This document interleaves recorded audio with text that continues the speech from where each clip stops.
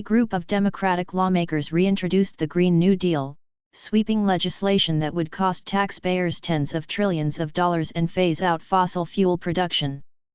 The Democrats, led by Rep. Alexandria Ocasio-Cortez, DN.Y, and Sen.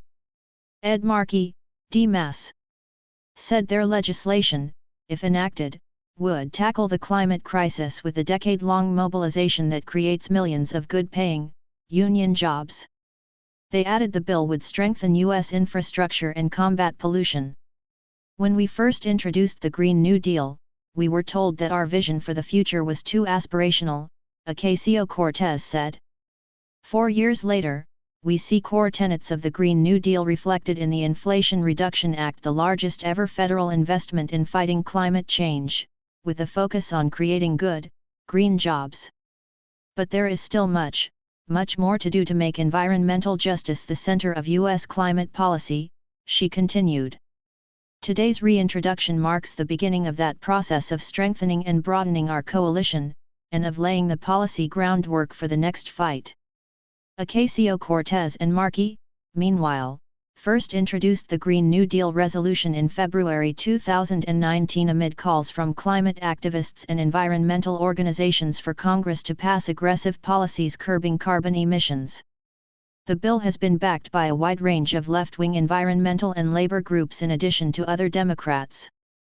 While the Green New Deal is just 14 pages and includes little detail about how it would achieve its lofty greenhouse gas emissions reduction goals, the legislation would effectively end fossil fuel extraction and include massive investments in green energy alternatives.